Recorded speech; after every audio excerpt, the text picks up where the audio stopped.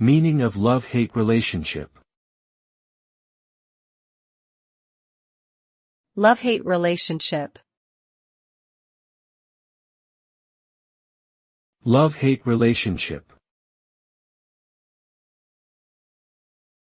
Love-hate relationship. Love-hate relationship. A love-hate relationship refers to a complex emotional relationship in which an individual feels both strong love and strong hate towards another person or thing.